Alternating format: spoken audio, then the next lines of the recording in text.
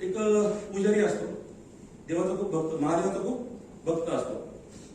तो काय करतो, दररोज प्रार्थना करतो. जसे आपण 16 सोमवार करतो, हे करतो, सगळेजण पूजा करतो.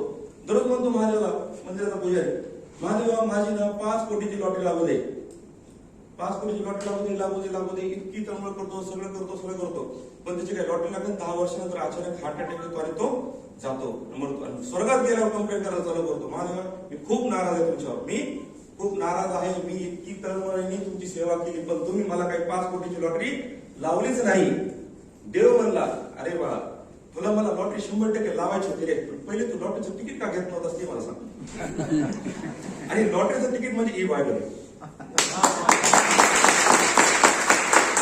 डोळ्यात देतात आहे, सगळं आहे, देव कृपा तुम्हाला करायला तयार, पण तुम्ही लॉटरीचं तिकीटच घेईन.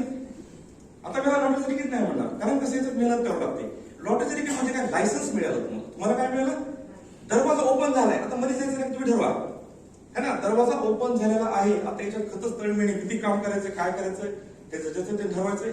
सगळे मला भरपूर वेळ दिला, बोलण्यासारखं खूप काय आहे. मी 102 तासही बोलू शकतो, पण मी शॉर्ट मध्ये मुद्दे लिहून आणले. मला वाटतं हे मुद्दे सर्वांना कळायला पाहिजे, सर्वांनी आपण वाय क्लिअर करायला पाहिजे. अजून पण आपली भेट होत राहील, तरी मला बोलण्याची संधी दिली त्याच्याबद्दल खूप खूप धन्यवाद.